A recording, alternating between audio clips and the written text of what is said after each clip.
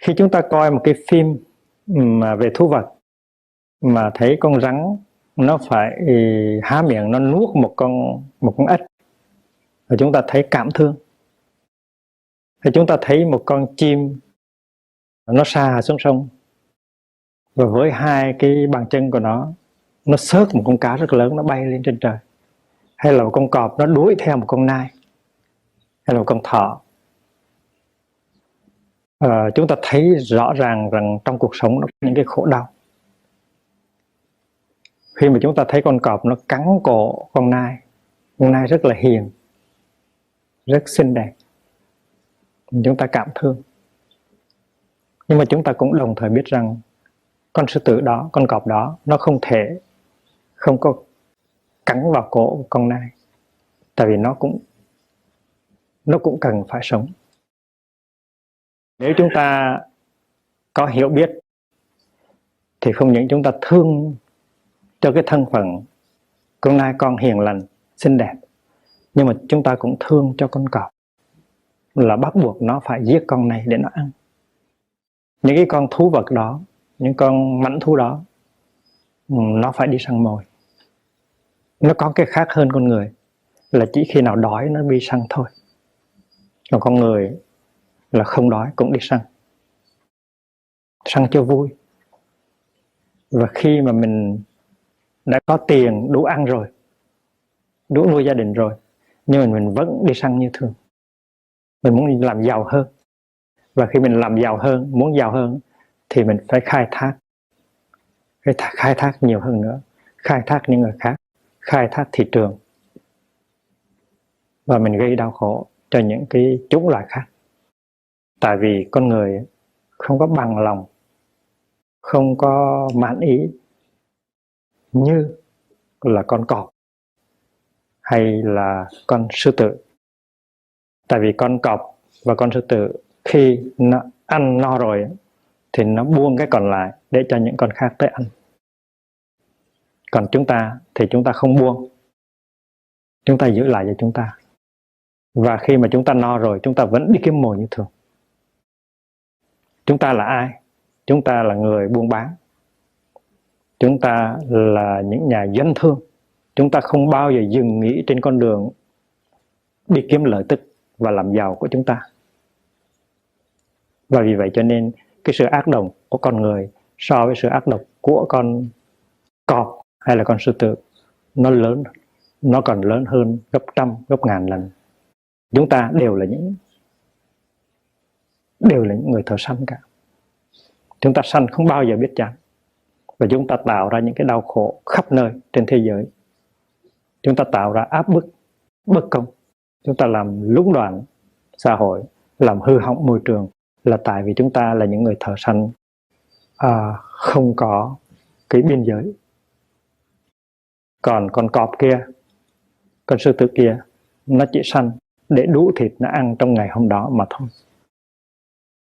Thì chúng ta trong khi quán chiếu, chúng ta thấy thương con nai con thỏ, con cá, nhưng mà chúng ta cũng thấy thương con rắn và con sư tử. Tại vì chúng nó bắt buộc phải giết. Trong khi chúng ta ngồi ăn,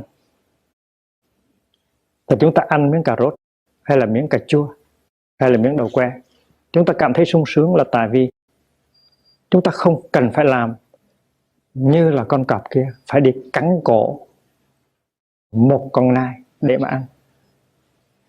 Chúng ta không phải nuốt một con ếch vào trong miệng, trong bụng của chúng ta. Và hơn nữa, chúng ta không phải làm như người thợ săn của loài người, tức là nhà doanh thương, đi săn suốt ngày suốt đêm, ngay cả trong giấc ngủ, càng ngày càng làm giàu. Và trong khi đó thì tạo ra những cái bất công xã hội, làm ô nhiễm môi trường. Chúng ta có cái hạnh phúc là được ăn chay, và biết phép ăn để chỉ cần ăn ít thôi mà vẫn có đủ chất bổ. Ăn như thế nào để mà còn giữ được cái tâm từ bi và nuôi dưỡng cái tâm từ bi đó càng ngày càng lớn. Thì trong khi ngồi ăn, chúng ta có thể có rất nhiều hạnh phúc. Biết bao nhiêu người muốn được như chúng ta mà không được. Có những người họ phải cắt cổ con gà. Và bây giờ chúng ta ngồi đây mà quán chiếu, trên khắp thế giới hiện trong giờ phút này có những người đang cầm cái đầu con gà để cắt cổ. Cái chuyện này đang xảy ra khắp nơi trên thế giới. Rồi tại những lò sát sinh, người ta đập, người đang giết bò, giết heo, giết gà. Nếu quý vị đã đi vào những lò sát sinh mà thấy cái cách người ta hạ sát những con gà, những con bò, thì có thể gọi là chắc chắn là quý vị về sẽ không còn ăn thịt được nữa. Có những con bò được tắm rửa và đẩy vào trong cái đường hầm, và những con bò đó nó có linh tính, nó biết rằng nó đang đi vào chỗ chết, nó không muốn bước tới, nhưng mà cái con sau nó đẩy con trước. Và có những con bò nó khóc ròng ròng, nó biết rằng cái sinh mạng của nó sẽ được chấm dứt trong vòng mấy giây đồng hồ nữa. Và khi mà chúng ta thấy được những cái giọt nước mắt đó, chúng ta không có lòng dạ nào để ăn một miếng thịt bò nữa. Và khi chúng ta ngồi ăn cơm với tăng thân, mà nếu chúng ta quán chiếu được, chúng ta tiếp xúc được như vậy, thấy được hình ảnh con rắn nó đang nuốt con ếch, thấy được hình ảnh con sư tử nó đang cắn cổ con nai, thì chúng ta cảm thấy rằng chúng ta rất có may mắn đã được ăn như thế này, ăn đơn giản như thế này mà ngon lành như thế này.